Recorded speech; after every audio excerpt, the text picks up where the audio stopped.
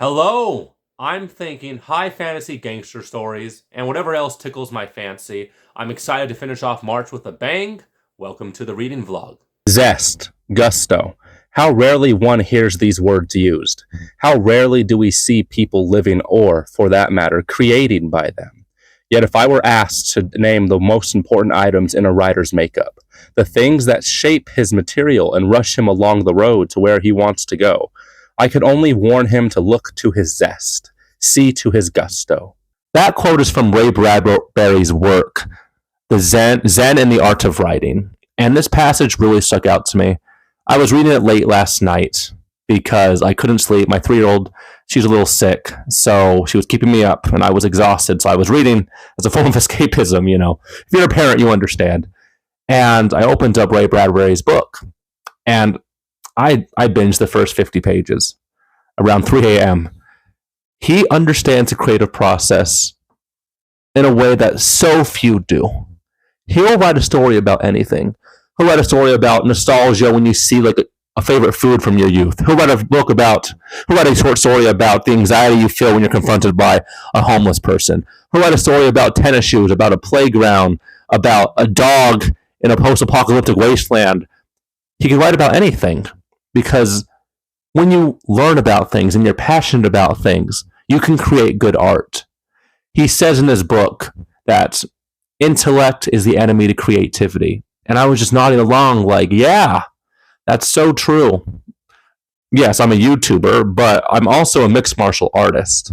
So that's a form of art. That's a form of self-expression. Like fighting is very much scientific. There's rules and laws, but it's expressed as an art. Content creation, there's lots of rules and there's a science to it, but it's expressed as an art. If you don't have strong emotions for what you're doing when it comes to art, it's going to be dead. You're not a true artist in the eyes of Ray Bradbury. And I'm like, yeah, this is something pretty special. That's why Ray Bradbury really snuck up on me a few weeks ago when I started reading his short stories. Because up until that point, I had only read his book, Fahrenheit 451. And I didn't even really look up who Ray Bradbury was. I just knew the book was highly acclaimed. It's about book burning, dystopian, the importance of information in art. So I'm reading this book, and I'm just having all these aha moments. And it was just a really nice feeling. I'm going to be binging this book, as well as Priest of Crowns, which is the 4th installment in the War for the Rose Crown quartet. And I'm going to be sad to finish this series finally. I've been reading it for about 9 months, and I love the first 3 installments. And I'm sad to see the adventure end. And I'm worried about the post-book depression I'm going to be experiencing. Oh yeah, I forgot to mention, we got a microphone. We're a little bit more professional for this week's reading vlog. Hopefully the audio quality is of a higher quality. I'm quite happy about it. Just a few minutes ago, I was filming a YouTube short for today, and this set comes with 2 microphones, and I filmed it with the other microphone, and that microphone was busted, so the video was useless. I had to refilm it. But this one sounds a lot better, and I'm very happy about it. Do not, for money, turn away from all the stuff you have collected in a lifetime. Do not, for the vanity of intellectual publications, turn away from what you are. The material within you which makes you individual, and therefore indispensable to others. To feed your muse, then, you should always have been hungry about life since you were a child. If not, it is a little late to start. Better late than never, of course. Do you fill up to it? Friday. I'm reporting from my closet. We have house guests, but not enough rooms. So here I am, exiled into this very small corner of my house. I'm reading Ray Bradbury's book. And one part that I just read today that I disagree so strongly with is how imitation is what kills your creativity. If you're trying to be like other people, you're not going to be able to find your own creative spirit. And I just disagree with that. So I'm a martial artist. So everything I started doing in this sport was me trying to imitate people I looked up to. Because the thing is, we're all different individuals with different life experiences, different strengths, different affinities. So if I try to imitate someone else's style of martial arts, I'll still be finding my own way of expression because I'm not going to be able to do what they're doing. I understand why Bradbury says it from the point of view of like an author, because he talks about how His first 1,000 short stories were really bad because he was always trying to emulate and copy a lot of the more prominent authors at that time. And he says, like, that didn't allow his particular and personal style to shine through. And I understand that, but I think that's when you're trying to imitate someone, all of someone's style, all of the elements of them, and you're kind of ignoring what your natural inclinations are. I could see why imitation would definitely be a detriment to creativity. But I do believe that imitation is the first step in creativity. And there's no original new ideas under the sun in most forms of art. But we could revisit something old, something set in stone, and add our own particular energy and affinity and flavor to it. And it's going to be ours. It's going to be our version of our version of self-expression. So I disagree strongly with his statement, though I do understand why he has said it. It got me thinking, that's all, about what we're told and how we're told it, and how we believe some things just because they seem to be true. Is that because they are, or because we want them to be? Because they fit our existing ideas of how things are or should be? Are those the things we're more inclined to believe rather than something that would challenge our views? An uncomfortable truth is an unwelcome one by and large, and most people will choose comfort every time. Saturday. It was a pretty eventful day. We had some family events we had to get done because we have family in town. They can't stay in town for Easter, so we were doing Easter festivities today. I was reading Priest of Crowns, and around the 50% mark, I had to stop because one of my favorite, several characters that I had an attachment to died. And if you read the book, you'll understand what I'm talking about, but it was quite sad.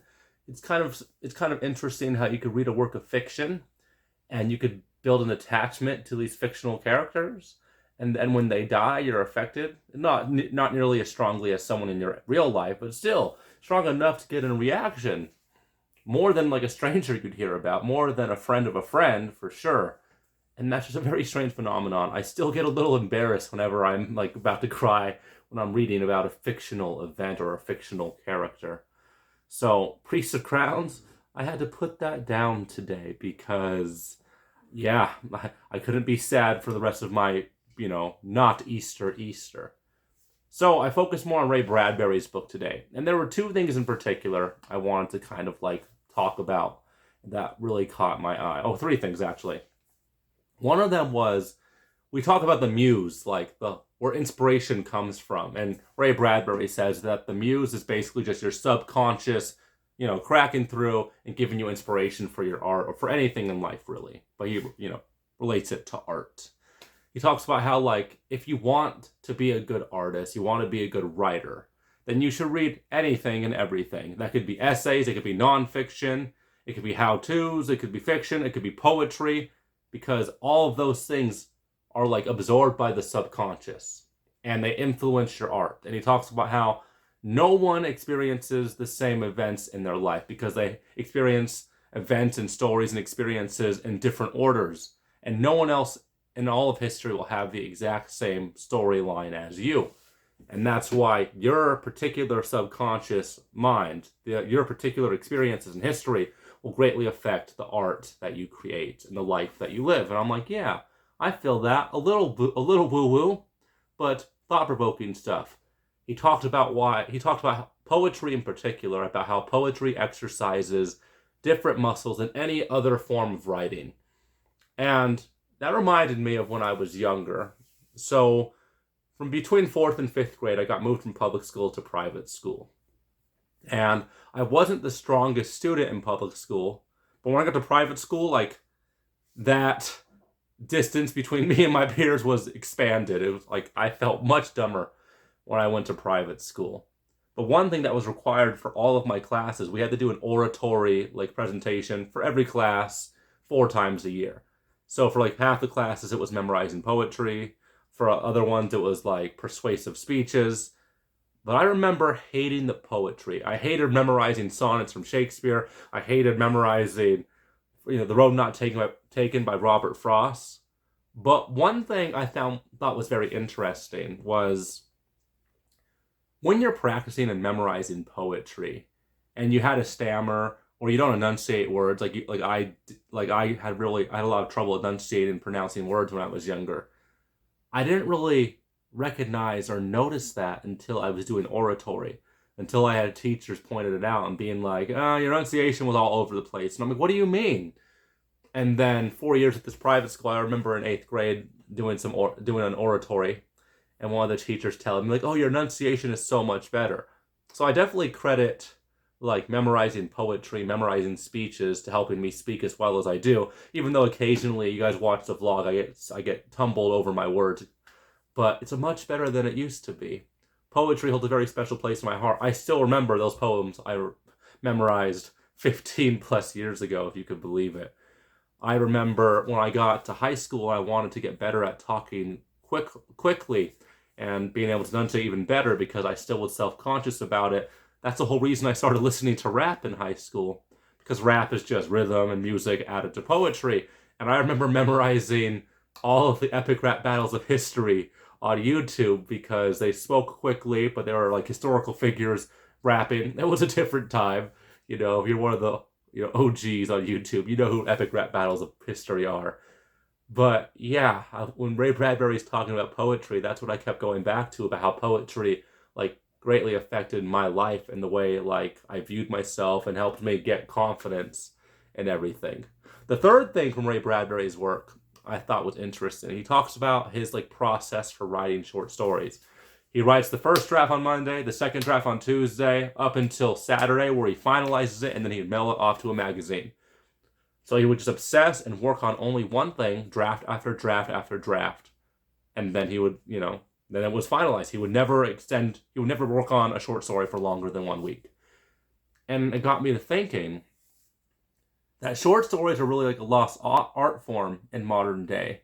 Everyone wants to write the novel, everyone wants to write a trilogy.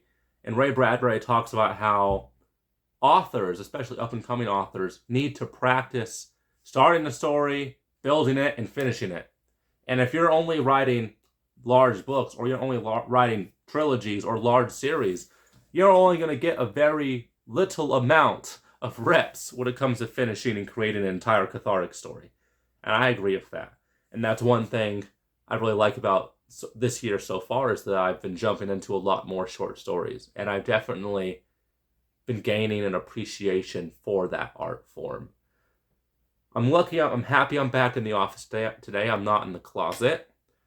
I'm going to have to film my Politics of Stephen King video tomorrow after the family leaves early. Hopefully I can get that done. I'm really nervous for that video. It's going to be all over the place, but I'm excited for it. And then hopefully I can finish Zen and the Art of Writing or Priest of Crowns. And that will be a good way to end March. Happy Easter. It's Sunday. I only read 288 pages this week. But let me explain. Today was mostly a wash. So the plan was wake up early, film the Stephen King political video, edit it, get it uploaded by noon. But family festivities took longer than anticipated. Family did not leave as early as I thought they were going to. And then I filmed the Stephen King video. Took over an hour of just filming. That's a first for me. And then I was editing it, and I got to the point in the editing where like I was almost done, and then Shotcuts crashed. So then I had to restart again. So the video didn't get uploaded until almost 7. I didn't get to finish Zen and the Art of Writing or Priest of Crowns, which really bugs me. But I did finish a short story from Ray Bradbury called Dear Santa. The sad thing about that, it was my least favorite short story for him that I've read so far. It talks about like an older kid who still believes in Santa. Perhaps he suffers from some intellectual deficit, but he's like stalking this mall Santa, and he's like, Santa, I need you to know that I believe in you. And I'm not sure how I feel. It's kind of a creepy book. I guess you could see it as hopeful. Then I Googled it because I wasn't quite I thought perhaps I wasn't quite understanding it. And then basically the consensus on the internet is, well, the story is what you decide it is. And I hate that. I hate stories where I don't know what I'm supposed to feel at the conclusion of them. So did I end March on a bang? No. I ended March with a whimper, and that's depressing. Oh, I got a mic So several of the days I'm talking into a mic. But on Wednesday, when I got the mic, I was so excited. I had a whole 5-minute clip for this video where I was talking about how the channel is going to be a lot more professional. I'm so excited for the sound quality. And I was holding the microphone up to my mouth like this, so you couldn't understand a dang thing. So I just cut that clip. So yeah, I'm ordering some more mics. So across the next few weeks, you'll be seeing me with a lot of different equipment until I get this audio thing settled and handled and figured out, because that's one improvement I can definitely make for the channel. So some feedback, some recommendations would be very nice. Next week, I have several videos planned. You have the vlog video. I also have a breakdown for how March Madness went. Posting a video every day, I was able to accomplish it. Some things happened that I was anticipating. Some revelations were made that I was surprised by. But yeah, March was a really dang good month in terms of videos for the channel. In terms of reading, not so good. So I'm going to have to find some happy middle ground. This week, 288 pages. That's a loser of a week for me. But next week, I'll probably be finishing 4 of the books. So I'm halfway done with several. So next week will be a nice little wrap-up week where I'm finishing a bunch of things. Hopefully I get a lot more page count, a lot more pages read to add to the page count. So yeah, happy Easter, everybody.